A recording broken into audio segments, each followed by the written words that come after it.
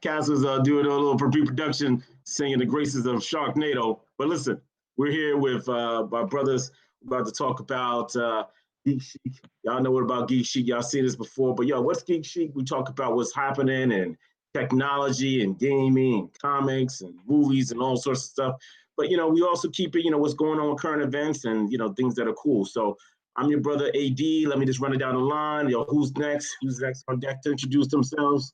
Rod, you up? I'm up. This is Rod Boogie, Rod G. Everybody know who I am. Just trying to keep it popping, keeping it fun. Let's talking about what's going on in the world today and making it in a fun and a cool way. I'll pass it on to my brother George. What's up? What's up? Temporarily, well, maybe a long temporary relocation to H-Town, Houston, Texas. Houston strong. And shout out to the Homestead Grays. This is throwback jersey weekend in the major leagues. Glad to be here. We got to do this a lot more. Passing the law. Hey, this is Rich, aka Lost Bajan. Good to be with you guys. Been a long time. Let's get it started. Well, I'm gonna start off a little bit. I had a question I wanted to pass up to my brothers. It was something that's been on my mind. I know we haven't been on for a little bit. A lot of things have come up. We have a lot of catching up to do. But one thing that's happened, as we're doing this on the 16th of September, a couple of days ago, there was actually a report about Henry Cavill actually being out as Superman and possibly the whole rebooting of the DCEU. A lot of topics, a lot of critics of the DCU. Some people have semi enjoyed the movies, but one of the big things is that quite honestly, they don't compare to the MCU movies. But does that mean that their movies are bad? And what does this possibly mean with Henry Cavill being out for the DCU as they're going forward? And quite frankly, I'm gonna start it off with saying something big for people who might watch this. I personally think he's the best Superman I've ever seen. So I know there's always gonna be the Christopher Reeves camp. I'm starting off big. Henry Cavill, best Superman. You went big. Go big or go home. Yeah, I have to admit, I'm with Rashawn on that one. I do prefer him over Christopher Reeves. The other big thing in the DCU, as you probably all saw, is Mr. Affleck is out as Batman, right? There's going to be a replacement and another reboot of The Dark Knight. Now I'm gonna say, let me jump in. First of all, Adon, I thought you insisted on drug testing before some of these takes were given. And I'm a little disappointed you, my brother, for not doing the due diligence. Both y'all tripping. Christopher Reeve is untouchable. May he rest in peace. That said, but no, I didn't have a problem with Henry Cavill. I didn't have a huge problem with Brandon Routh. I had a bigger problem with the script writing and material. That's where DC's getting their butts handed to them. And I'm saying this as a devoted DC Comics fan. I'd say about 2/3 of my comic collection is DC, not Marvel. And Affleck, I will say this: Affleck was a very good Batman. Very good Batman. I thought he was a good. He was phenomenal. He channeled the Frank Miller Dark Knight Batman to an extent I think a lot of people were shocked by. I agree with that. I mean, we know he's going through his personal struggles right now, but I agree with that. By the way, just also for everybody who's watching this, unfortunately, we when we talk about the drug testing, we also get people who haven't woken up from the 1970s. So still saying Christopher Reeves is the best is kind of giving a status point of your age and also that you haven't progressed, because get off my porch. When did we see the stay off my porch. First of all, Superman supposed to be Diesel. That's number one. He's supposed to be Diesel. Yeah, the dude was kind of flabby. Like I felt like when I used to look at Reeves, I was like, yo, I could be Superman. Yeah, really? Yeah. All you had to do was be like, oh, that's what you need is like a blue. Like you can have a little bit of a tummy too. All right, cool. I can do that. Now wait a minute. You confusing with Adam West, Batman. Come on now. You gotta suck it in a little bit, and then well, the thing with Christopher Reeves, even when he got at his best, he was a fit guy, but he was like 185, a Superman. Like exactly. He was fit, but he wasn't D, and you just Superman D. But anyway, let's go beyond the physique. I mean, I think in terms of the character too, the thing about Henry Cavill is the fact that he played Clark very well. Wasn't necessarily bumbling as much, right? But it was also, but it was just a different type of Clark, and he did that well. And he had that, a different air of Superman. Although people felt it's too dark, right? People felt, Yeah. why is DCU so dark with Superman? And I've heard people say, well, the main problem with the DCU universe is the fact that everyone's dark, which is, I don't believe it's true, because Wonder Woman clearly isn't dark. But specifically that Superman is dark, and they'd be better off having Batman dark, perhaps Aquaman dark, and have everyone else light, right? Well, And then But I maybe mean, something like let's, that, they would that work. comes down to the let's go. scripting, right? I mean, Superman in the comics was not always dark. I mean, there was that breakoff point where, where he's fighting the others from Krypton, but for the most part, the Superman comic was never that dark. Well, but and George, I'll go because me and you are both big DC comic book fans. But the one thing with DC has, I mean, the criticism of it being dark was, unfortunately, that's been DC in a lot of ways. I mean, Green Lantern tried to kill half the universe, Hal Jordan at one point. Superman, like while he might have not been dark, he's had dark comics. The death of Superman, the return, Yep. things of that nature. It's been a lot of death in Superman and stuff like that. So there's been dark turns. Obviously, the Dark Knight. I mean, enough said about that. Flash was the first major A-list superhero to ever be killed in comics in Infinite Crisis. That's true. And stayed dead for 30 years. And stayed dead. Yeah, it wasn't one of those. The particular comics of he was dead for maybe a year at most, and then they come back like they doing with Wolverine and Marvel. He was dead. He was gone. You didn't see him for 25 years or whatever like that. The Barry Allen Flash. So literally, that has been DC's way. So it's been funny that they've gotten criticized for what they were known for. And remember, that darkness, people can say, well, we didn't like it. Well, you must have liked it a little bit because DC almost ran Marvel out of business in the 90s. Well, people let's be fair. I'll be fair in this. Go ahead, Adon. I'll wait. No, what I was going to say is, in terms of that piece, is that it's not the fact that it's dark, is that everybody doesn't need to be dark.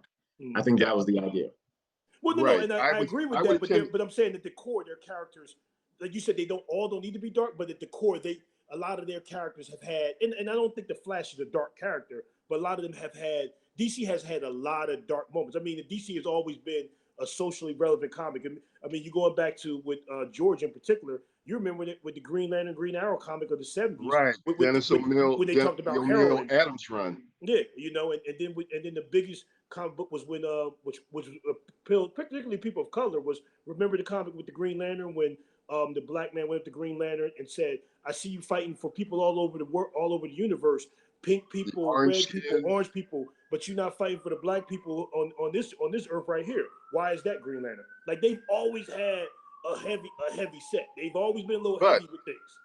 But I will say this: we talk about Marvel being light in comparison, and they are. But Marvel, let's face it, their latest arc has involved, forget Thanos and the finger snap, right? You had Sokovia getting elevated and demolished, essentially, right? At least part of it. You had the Civil War. You've had all sorts, you had the death of Quicksilver. Granted, he wasn't a major character, but it was still there. Steve Rogers lost the love of his life and was frozen in a block of ice for 7 decades. But Marvel has the ability, one, to not take themselves too seriously. That's true. That's the part with DC. And DC has a huge problem with that until Wonder Woman, to a certain extent, Aquaman and Flash in the Justice League movie. But the other part was, comics tend to reflect their times. Christopher Reeve was a more optimistic Superman for a more optimistic time. His color palette was brighter. Everything about him was brighter. He represented hope. Cavill represents a different world that we're in. I mean, we see Collateral Damage. You think back to Superman 2, which was still a great movie. That Zod, the Terrence Stamp Zod is still a benchmark character. But go back and look at the Collateral Damage when they were tearing up Metropolis, right? And it was 3-on-1. Compare that to the death toll in Man of Steel, and it reflects a different world that we're in. I think you can have darkness, but there needs to be hope and there needs to be humor. DC drunk the Kool-Aid too much with the Christopher Nolan Batman, and they decided to double down. I think Batman works as a contrast against other characters.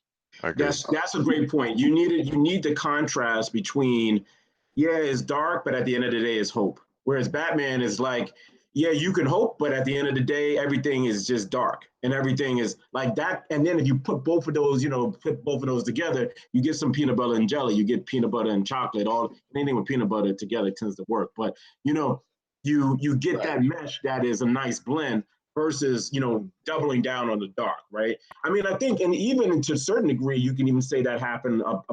Even though it's a little less, you could say it happened with Marvel with Captain America and Iron Man a little bit.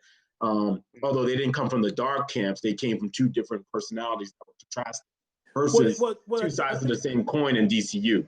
Yeah, I think what Marvel did, I think what Marvel was able to do was have serious, a serious city setup where you talk about conflict, serious conflicts, and everything else like that. With going back to what George said a couple minutes ago, without making it too dark and making it consistently dark throughout or whatever like that. And that's been the thing. I mean, that's been something that DC has had a little bit of struggle with being able to do. But even also, well, Sean, what about this whole Michael B. Jordan thing, though? Right? I mean, what do you think about that?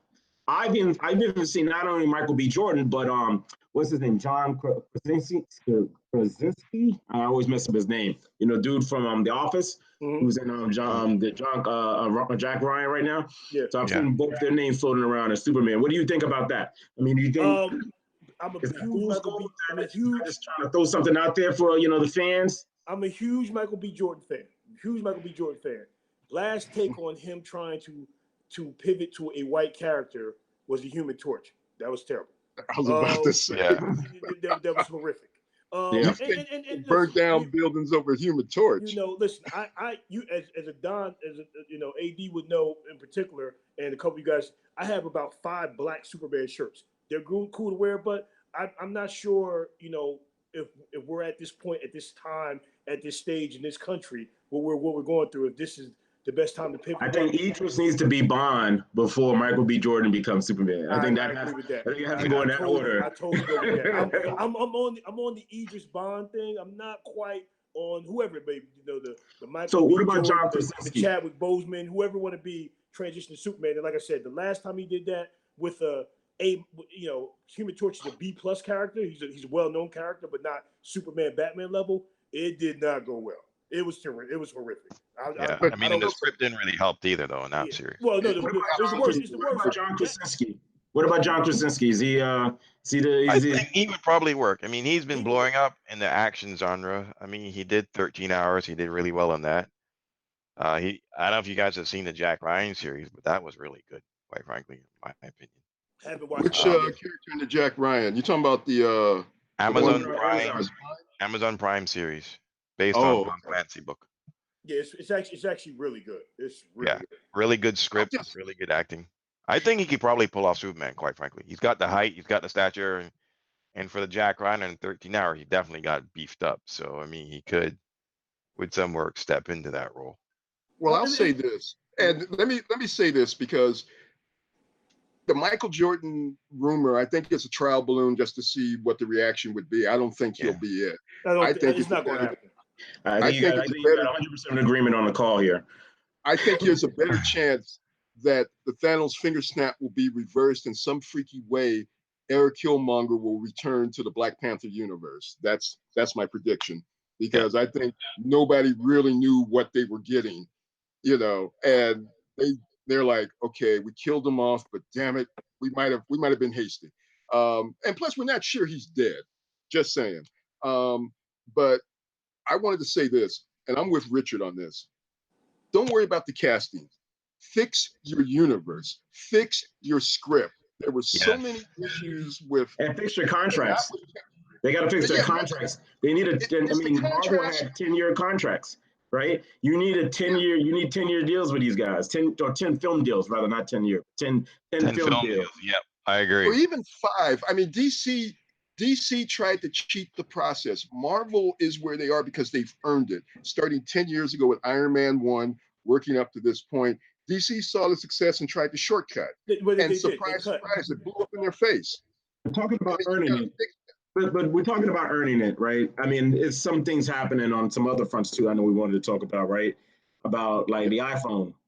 Talking about earning it, that's another big one. I mean, when you look at DCU versus Marvel, right? You've earned your spot. I mean, Apple has now as we pivot here, when you think about that story, you look at Apple versus the rest of the smartphone universe, right? They have earned it in a sense, in that nothing they have created is new. Everything Steve Jobs and company have built, starting with the first iPhone to the current one, is basically taking what was already available, right? When iPhone 10 came out, the Nokia communicator was the shit. And they came out with a better, easier user interface that people gravitated towards, right? I will say though, Rich. I will say, and I've always been on that same camp. You know, I've been very much Apple is just a late fast follower, right? Yep. But their execution is what helps them, right? Their execution and their, how do I say this? Completeness of Their vision. insane Completeness of vision. attention to detail Yeah. in the design and the software, and making the two work together. Yes, and that's always been very good. And that the real innovations haven't been in technology. The real innovations has been in business process. So the real innovations has been in supply chain, in reliability of their business process, and iTunes. That iTunes is their biggest innovation, right? Because when they came out, iTunes, and they haven't really done much with it in years, but it's still there and it's still the glue. Yeah, it's their flagship, and that what brings you in there. But what the point I was going to make was they did have an innovation that others have, but no one's done it as well, and that's with the facial recognition, right? Yeah. I think from facial recognition and X, that is their one click. Other than that little jigger thing that they did on the iPod, the circle thing before. Those are the two technical innovations I think they need credit for. Outside of that, everything else is kind of borrowed or stolen. Or enhanced. It's just more enhanced or whatever. I mean, they haven't been innovative in 12 years, to be honest with you. But once again, as with most things in this country, it's never really about who's the best. I mean, I think sometimes as tech guys, we talk about, it's not as good as this. This country's never been going to what's the best thing. It's always been what's the best branded or marketing thing, and who's had VHS versus Betamax, right? I mean just Google, whatever. Exactly. Google versus what we do. We don't even. It's been branding. We don't even say like, I'm going to search for something. We say I'm going to Google something. I mean, it doesn't. It has that term search for something, whether it's Yahoo, Bing, or any of the other things that barely exist that does no longer exist to us. Yeah, when was the last time you photocopied a paper versus you Xeroxed it, right? Exactly. I need a tissue for my nose. Yeah, give me a Kleenex. Kleenex is not, that's the brand name or whatever like that. Yeah, we've always been about the brand. Brand has been important to us, right? I mean, so that said, is brand more important than functionality? And as brand becomes more important, is Apple a luxury brand? Well, I would say Apple's definitely a luxury brand. I think you don't get to that point though until you've shown your chops in the other areas, right? You can't just jump there without having built some level of credibility behind that brand label that, we are this good, so we can charge you, from what I read, $1,500 for the new 10 Max iPhone. But my question to be the counter to that. What if they saying we can do that because we know for sure you're going to buy it and you're going to do it? Like we're going to skip. They're saying to you we're going to skip steps. I'm not saying I agree with this, by the way, but I'm just saying that behind closed doors. Oh yeah, I mean, they're having this conversation. We're going to skip steps because we know you're going to buy it no matter what. Well, from a purely capitalist perspective, absolutely, right? I mean, pure capitalism. If you go with 1980s capitalism, right? That we've been on since the early 80s, which says, forget shareholder. Only think about shareholder value in the absence of, the community, and the absence of, how you fit into the world. The only thing that matters is shareholder value. In that case, then you raise the price up to where the market would bear. That's kind of how pricing would work. I think part of what we're saying is interesting enough is that how they've gone on it, because I think part of the reason why they can raise the price to the way the market will bear, because the price doesn't matter, right? And for a lot of people, because they're financing it, and then because every model and every phone company now is a finance model, and when you get to pay anything over time, right? You can break it into chunks. you can start raising the price to the highest price in the market, as long as it's in a reasonable distance from the other phones, right? It just you might still be brands you paying as off the the last phone higher end. when you try to get the new phone. I agree. Yeah. But love to see. Yeah, I mean, the thing, because if you look at the phones, how the phone's gonna be, right? You put in a $1,500 phone next to a $900 phone, and then what you're saying is, okay, so what am I paying for these extra $600, right? And then you go, well, you're paying for, you get this feature, you get the facial recognition. By the way, it has this other security and blah blah blah blah blah. And you're like, okay, I like blah blah blah blah blah. I don't know what $600 worth. Well, you know what? If you finance it over the next 2 years, right? You're only paying $10 more. It's only $10 more, and I get all that. Right. deal. And I get the cool phone. Okay, and Apple knows that, right? Because the models changed, right? They can become consumption based. No one's paying capital out front, and that goes consumer and business alike, right? But so we talked about Apple and their models change. I'm wondering if the NBA model changes, specifically NBA gaming, right? I don't know if many of you guys have heard, but the well, a lot of y'all know, right? There's NBA 2K, who's been the flagship of NBA gaming for over the last 15 years, and then you had NBA Live, right, which had been the 20 years ago or almost 20 years ago. They had been the market leader. They came in with a game with Iverson on the cover, and then ever since then they were thought to be the one that the standard, and then about 15 years ago, NBA they were blown out the water by 2K. Yeah. Right. Yeah. In fact, further than that, when you talk about the first, which was the predecessor of NBA Live, was the old school, and George remember this, the old school Lakers versus Celtics game, which was actually the NBA Live, which morphed into NBA Live. So they're the grandfather, godfather, and father of that game, along with John Madden, when you talk about the sporting game or whatever like that. So they had long set the standard, but that standard was then broken and taken over by NBA 2K for at least the last 15 years. And I think what NBA 2K has had on them has been they've had exceptional. I don't know the actual gamer will talk about this or care about, but two things. One, realism, right? And the realism's come in two forms. Motion capture. Their motion capture capability has been phenomenal. In the game, they've had very bad motion capture as it relates to bringing in your faces in. And Live has actually been better than them in terms of bringing, user faces in the game. But people have been kidded because the actual motion capture of the real players have been good. So the games, and it's felt right? It's the people have moved right there. The animations feel right. The other piece is the realism, even though not everybody cares about it, but it creates a Maven effect where you have specialists telling you that it's good, right? And so they've actually using real NBA playbooks. NBA players play NBA 2K, right? And so because of that, game players were like, I'll prepare for a game by playing 2K, right? There's those people's tendencies, right? So it's gotten to that level, and because of that, except for Steph, he broke. Except for Steph was so good that he literally broke the physics of the game. They actually fixed that to this time, but he broke the game. So that's what I want to bring to. I actually downloaded the demos of both games this year for 19, and I downloaded. Actually bought 2K like I normally do. I haven't bought Live yet, but I was really impressed with NBA Live 19. I think they went with a whole new development team, a completely new development team. No more plastic skin people. They better motion cap. The hair on everyone moves. They have people with locks, right? Where you can have a lock hairstyle. You much more options than you can with 2K.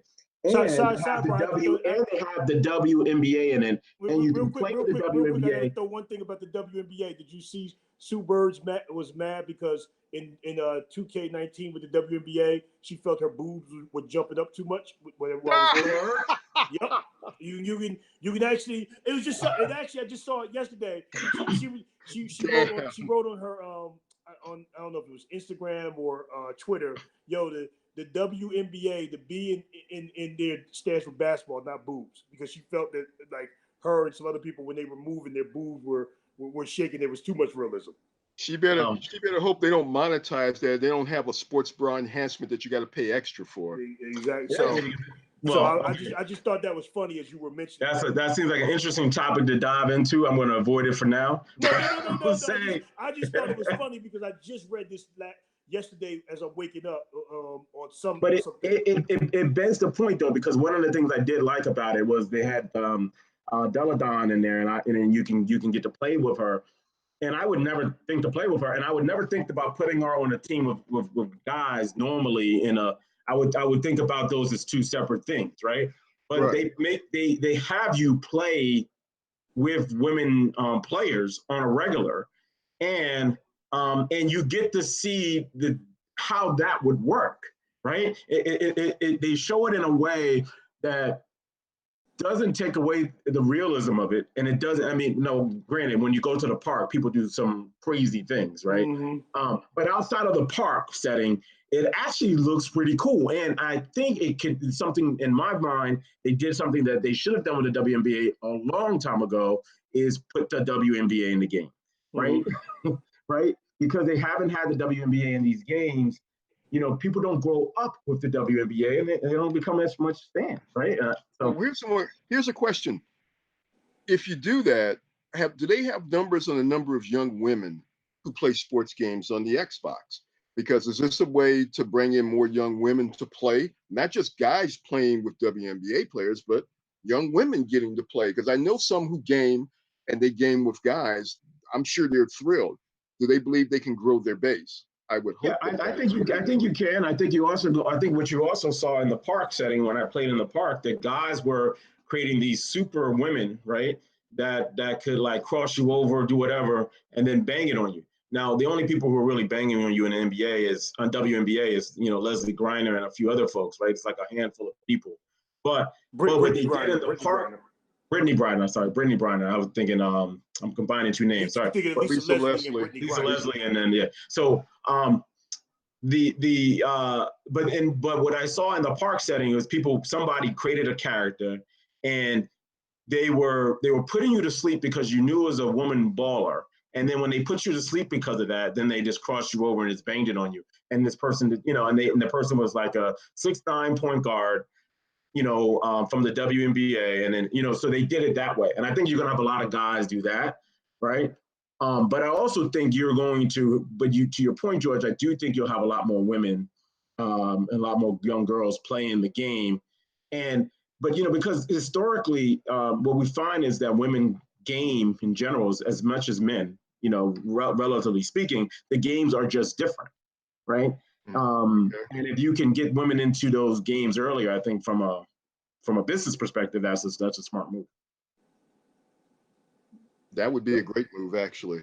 But because I think it's interesting to me how the NBA has really embraced gaming and merged it with players. I mean, the NFL has it too. I mean, every year in August, there's somebody bitching about their Madden rating, right? Mm-hmm. Odell Beckham's like, what? I'm only a 97?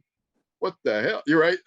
But you don't hear about the way the league openly embraces the gaming aspects the way the NBA does. Well, there's some inherent things that I've always thought that makes the NBA gaming, and as the NBA has embraced it and has gotten better, and where 2K is now the equivalent of Madden in a lot of ways, part of it is the ability to do things you can't do legitimately that makes it more realistic for players and gamers who like to do it, i.e. trades, i.e. free agent signings, the things that really don't happen as much in the NFL as it does in the NBA, which makes it unbelievably good. NBA 2K19 blew up. I mean, well, not blew up because of it, but it's another factor in that you got LeBron on the Lakers this year.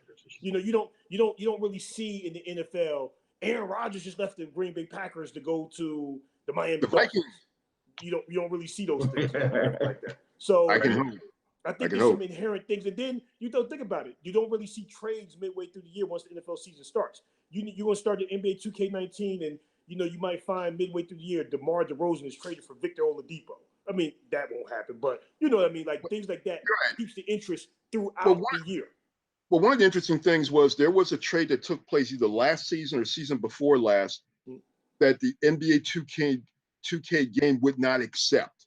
And I wish I could remember the trade, but I remember it was a Deadspin where everybody looked at the trade and people tried to do it in 2K, and 2K says, really? Nah, try again. We ain't buying it. Which But trade it happened in real life. What you remember? What trade it was? I'll have to I'll look it up. Okay. But it blew my mind but that speaks to your point. So what was it? And Something like baseball doesn't trade like they used to, and it doesn't have. It's sort of the same thing with fantasy sports. Baseball requires so much upkeep compared to basketball that while you can do trades in baseball, it doesn't have the same oomph as in basketball. But another thing that also helps with 2K and the love that I think it was a DeMarcus Cousins trade. Huh? I think it was a DeMarcus Cousins trade. That's what I'm saying. Was that it? I'm looking it up. I just remember seeing that trade and just going, wow. Yeah. Because, one of the cool things about the NBA 2K is you can do some pretty wild trades if you turn off certain protections. Yeah, I think it was 17 wouldn't accept the Cousins trade to the Pelicans. They thought that was a crazy trade. They were like, why would you do this? Is you crazy, boy? Well, speaking of gaming, George was telling me something about another game that's having some issues right now with people's personal lives. So I don't know, George. Maybe you can elaborate a little bit more and let the audience know what we were talking about beforehand. Be my pleasure. Y'all hip to Fortnite? Yeah, I heard of it. Fortnite, which ironically is played by a lot of NBA players and a lot of guys who are overseas as a way to stay connected to home. It's an MMOG, massively multiplayer online game. It is the hottest game in the world right now, literally. It started last year, I believe, in 2017. By August 2017, let me back up. There's two versions of Fortnite. There's Save the World, which you play with like 4 people and you fight a zombie apocalypse. And then they have Battle Royale, which is essentially a free-for-all with 4-man teams. It's created by Epic Games. There was 1 million users in August 2017. When Battle Royale got released, by June, there's 125 million players worldwide. You can play for free. You can play on pretty much any platform. You play on your cell phone, Android, iPhone, Nintendo, Xbox, PC. And you come in basically with very little but your bare hands. You scrounge and scavenge for tools and power-ups. And there's some things you can pay for to get better quicker, but you can also do it for free, and it'll take a while. It was the Pro-Am event at E3 2018 was off the chain, basically stole the show. So it's a cultural online phenomenon that's going on. And you have, let's see, there was a notable streaming event in March with, you had a streamer playing Battle Royale alongside Drake, Travis Scott, Kim.com, and wide receiver Juju Smith-Schuster of the Pittsburgh Steelers. And it broke viewership records for Twitch. So they've been doing more. I mean, it blows my mind. When I think Pro-Am growing up, I think of golf, right? Charles Barkley basically insulting the game of golf with his swing playing with Tiger Woods, for example. Now you got Pro-Ams with gaming. Well, anyway, you talk about street cred in the UK. Up to so far in 2018, 5% of divorces, according to the Divorce Online cite Fortnite as a major contributing factor in the breakup. And that's crazy. That's just the United Kingdom. So what? So let's jump into that. So what is the factor that's contributing to? I mean, this specifically, is it the fact that because I read that, or I wasn't clear on. Are they saying, my assumption is that people are playing the game too long, right? And then that you're neglecting your spouse, but it could be like, maybe you're on warring Fortnite teams. Well, that's what I want to know. Like, is it a deeper dive of it? Is it saying that it's taken away from intimacy, private time? Is it saying that it makes is it saying that the person who's playing the game is less interested in their spouses or partners' interests or whatever like that, and it's monopolizing their emotional and time. I'm kind of curious what would be the deep dive into why is it Fortnite specifically, or is these just people who play too many video games? Well, Fortnite turns into an obsession for a lot of people. I've heard stories about people going, I just plan to play an hour or two before bed. I looked up and the sun's coming up and I got to get ready for work. Right. So, Wow. Yeah, because immersive games are like that, right? I mean, the problem with immersive games, and I had a friend, right?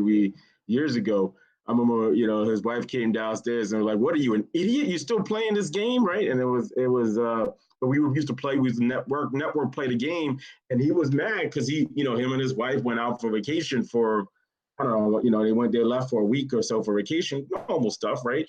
But everybody at work had already advanced in Diablo, like maybe 20 levels.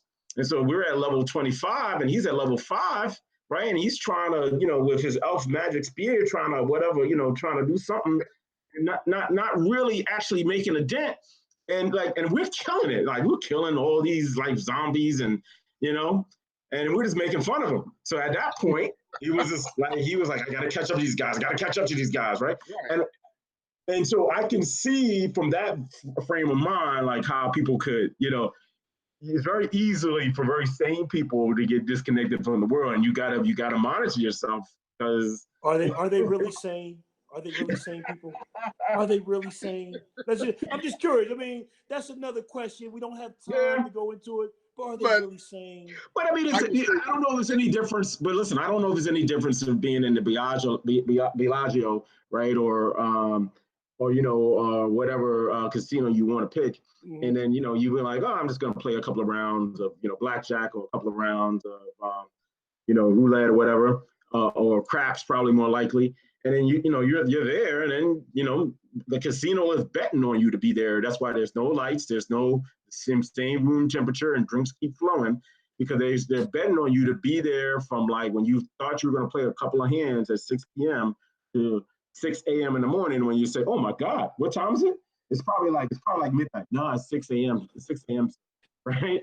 Same thing is true about the, Vegas and the strip clubs and whatever, right? The assumption is that, if I can keep you immersed in something, right, your adrenaline system and your adrenal system will just kick in, and you'll have this dopamine effect, right? And this dopamine effect will just carry you through the rest of the night or the rest of the time. That's what gaming is hoping for. Oh, no, and I I mean, think it also depends on the compatibility. I'm just joking. I've loved NBA 2K. I used to love March Madness as a game. I love Madden. It's never quite been bigger to me than sex. Just me. Just saying. Hey, I'm sort of with you in this regard. I dated a girl who loved World of Warcraft, right? But it's like, babe, you get to level X, then I'm gonna pull the plug. we got our own levels we gotta hit here.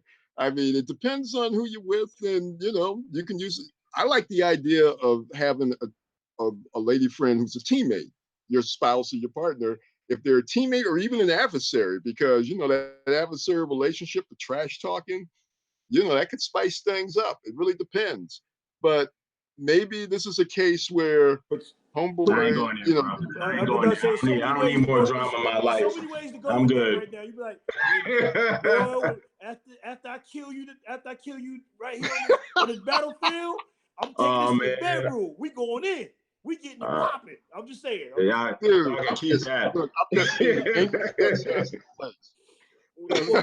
or it could go the other way. Like, you was gonna get some, but when you killed me on level 5, I wasn't really feeling that. You a little stuck right now. Just saying. Yo, listen. The kills together stays together, right? We might need to wrap it up. We might need to wrap this one. Yeah, we're going. That's another show. But listen, fellas, this has been a great show. I think we talked about a lot of good stuff this time. But parting words, Ra, what's up? For me, going back to what we talked about earlier, I think it'd be something that we'll be talking about over the next year as we continue to, talk about all the things that we do on Geek Chic as far as with the direction of the DCU. I know all of us being comic book fans and loving superhero movies, it's going to be interesting to see where it goes as far as how that goes. As far as with Apple, it's going to be interesting as we try to see them morph into a luxury brand and things of that nature. And and then of course for me and the Don and George in particular, as NBA 2K fans, to see what this new competition with Live does. Does this potentially puts them down, or does it make them even raise their game even more than what they've already done? And Fortnite, I have no comment. We already went too far in that, so I'm just gonna leave that one alone and let that ride. Yeah. George. Well, okay, first a point of clarification. It was the Paul George trade to OKC. The Paul George trade, okay. Right, where NBA 2K wouldn't even offer a counter. They were like, yeah, which should have gotten the GM fired. I'm sorry. That just, But the funny thing, Victor Oladipo was better than him last year. True that. Yeah. But Carmelo Anthony got all the blame. But aside from the point of clarification, going back to the DC universe, I think the best move for DC is to take the Flashpoint movie and use it to reboot everything. Because then you could kind of explain a different Batman, a different Superman, and it's built-in design because the ultimate in both the TV series and in the comic book, Barry Allen reversing his well-meaning mistake allowed DC to reset some things. Reboot. In the TV series, same thing happened, and there was actually some serious consequences to it. I think that's DC's best move by far. So you think it could be rebooted and go into like what it did in the comics and go into the 52 series that we had? You could go into the 52s, but also you can fix some clear continuity issues up and down the food chain. I didn't mind. I thought Ben Affleck was phenomenal. I thought he was. Personally, but I would have preferred to see a middle age instead of an old Batman. Yeah, I personally, Ben Affleck and Henry Cavill have been two. Well, Henry Cavill is my favorite Superman, and Ben Affleck, I thought killed it as Batman. I really did. He did. He took a lot of crap, but I think he was phenomenal as both Bruce Wayne and as Batman. I think the fight scenes in the Dawn of Justice with Batman was the best part of the movie besides Wonder Woman. Exactly. I mean, he kicked ass, he took names, and has nothing to be ashamed of. It's kind of ironic he's going through these issues. Robert Downey Jr., who was the linchpin of the Marvel Universe, I think tapped into his recovery from his substance abuse issues to channel Tony Stark, who we know was a substance abuser and alcohol abuser in the comics. I don't think that was a coincidence and one reason why it worked. But I really hope the Flashpoint will fix some obvious continuity errors. For example, there's no way in hell that the universe doesn't know that Clark Kent is Superman. And that was before the events of Justice League. I mean, Smallville knew. They had to have known. Folks ain't that stupid, right? And I could go up and down the list. It's a separate show for a separate time, but I think they should take advantage to fix the mistakes they made. Yeah, that's a good point. I know. So let's hold on to that one and let's use it as a teaser for the next time. I'll say this before to close this out.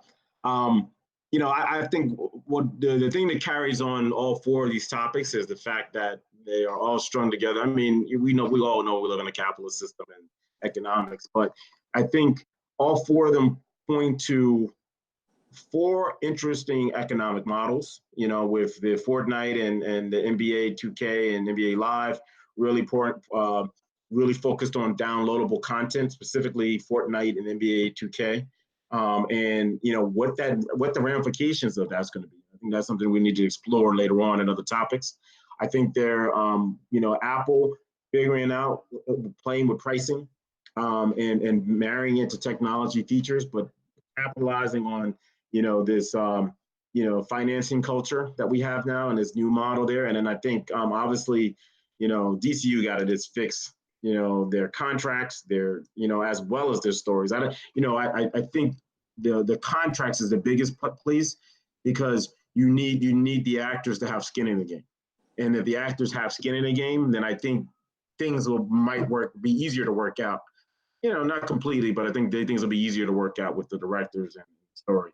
Well, let's never forget this. The one thing that DC does have a problem in compared to the MCU, not Marvel movies, MCU is they don't have complete control, which is what Marvel was able to do. Because you take a look at some of Marvel's non-MCU movies, which still have the Marvel brand, i.e. like the Amazing Spider-Mans, not Spider-Man Homecomings, or some of the X-Men movies, and definitely all their Fantastic Four movies, lot to be desired. DC, because they're locked in with Warner Brothers, that's why they're going through some of their issues now. So they might, until they can maybe break away and do their own complete movie of autonomy, it might be an issue. But once again, we'll another tease for another Geek Chic show. Keep that teasing. We'll do later. Keep them teasing. Yeah, With that, I think this is Geek Chic. I'm your boy AD.